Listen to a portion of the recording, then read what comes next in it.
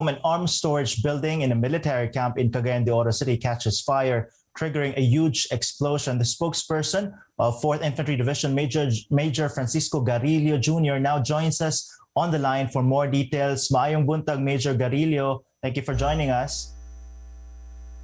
Yes, good morning po. Good morning to everyone. All right, Major Garillo, tell us about what happened. So what was the subject of that explosion last night? Yes, past 12 midnight on July 12, last night, a fire incident broke out in one of the buildings inside our ammunition complex, particularly sa 10th Forward Service Support Unit of the Army Support Command based here in our Camp Idelberto, Evangelista, Patag, Cagayan de Oro City, which caused a series of loud explosions.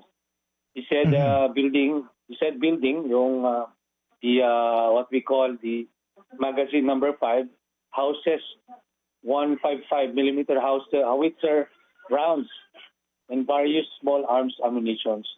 So after which we immediately the 11 fire trucks from Cagayan de Oro City have responded, but could not get near the burning structure due to dangerous explosions. We have no casualty from the military personnel, but 3 civilians incurred minor wounds due to shrapnel, and now they were treated at Camp Evangelista Station Hospital. Major, do we know at this point what caused the explosion and how many weapons were involved in this? Sir, the cause of the incident is yet to be determined. After the fire was declared at 3:10 a.m., there's a need of the incident area to be cooled off, or a cooling period, before our personnel from the Explosive and Ordnance Department could move in to clear the area. So when the residual fire would have been completely contained, that's the time that our Army investigating team could come in to conduct thorough investigation to determine the cause of the incident.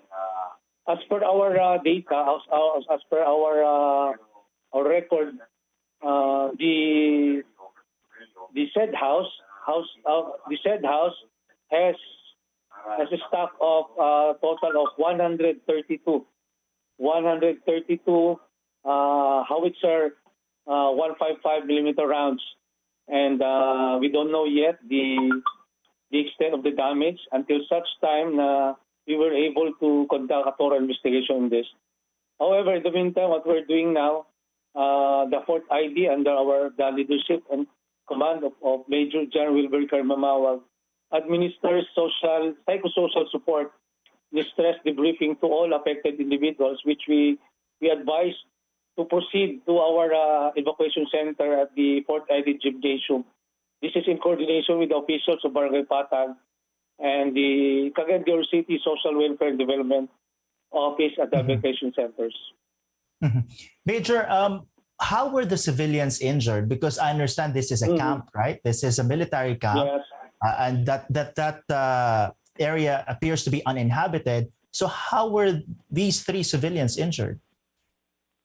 If I could describe the ammunition complex is a gated and well-fenced area, and this is highly secured, strictly, very highly secured and heavily fortified area. And the said ammunition complex has been surrounded by residential houses of our personnel. But the house itself, the stockage itself is dug in. It is dug in and half dug in, and it could have not explode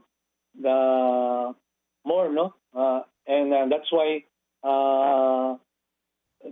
there were what we call injured civilians, because it's very near not what I can say is very, but it's near from the what we call the ammunition complex of the Fort Ivy.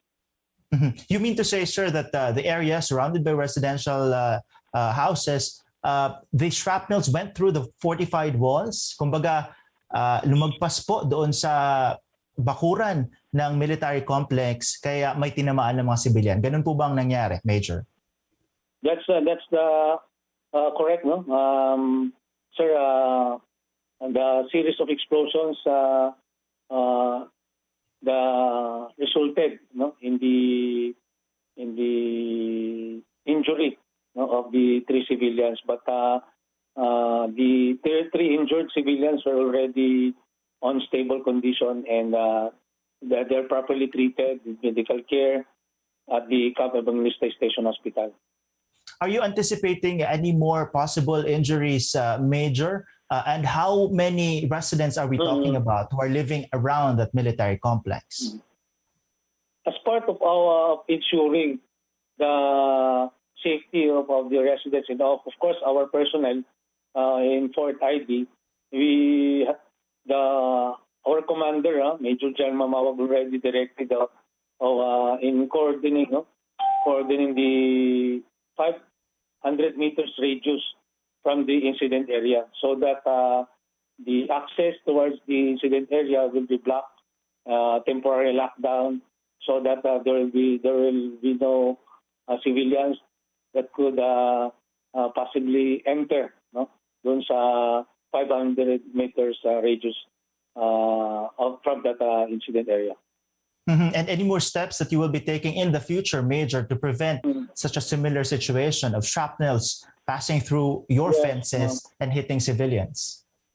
Yes, this will depend now, sir, to our thorough investigation. We will await with the assessment and evaluation of the proper office.